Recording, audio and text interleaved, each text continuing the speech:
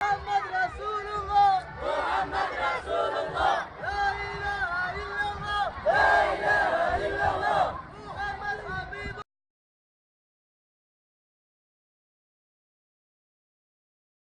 شعيب وهارون وإلياس وهود سلمت لصالح قوم ثمود أمل وقفانا سلمت الجملة يا الرسول بحضران الأنبياء والسلام عليك والسلام عليك قاتل يا مصطفى لو تدبيرون والسلام عليك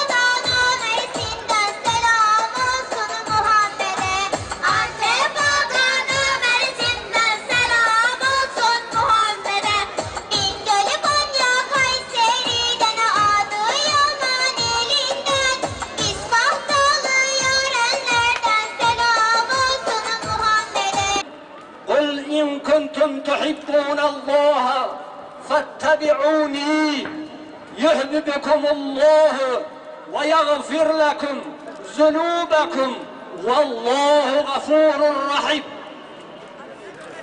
Ey Resulüm, ona Rabbek eğer gönlümü hazdikine güne uymuş mu? Ki Khoda lwa hazbika لوا ورا كرمه لوا ورا إحسانك بني وعفبك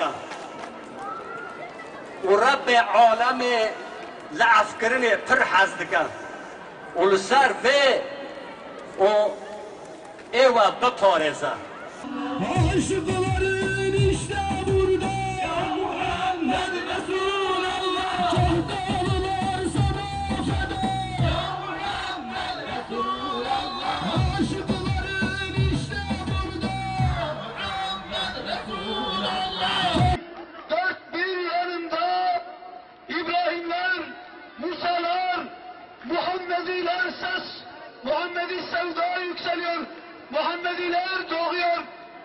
Yer zalimler kötü rüyalarını görmüşler. Vallahi ve billahi eğer Allah aramızda sorunlarımızı İslam kardeşliği içerisinde halletmeye kalkarsa dün onlara mani olamayanlar bugün bu görkemli, bu kalabalığa, bu sıcağın altında ısrarla yerini terk etmeyen bu duyguya kimse mani olamayacak Allah'ın izniyle. Gelmesin Muhammed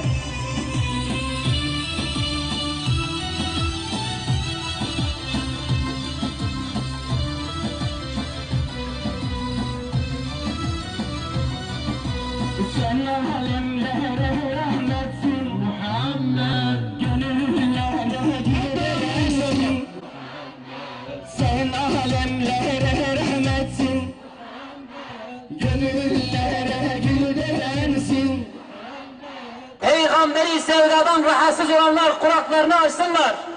Duysunlar peygamber sevdalarını.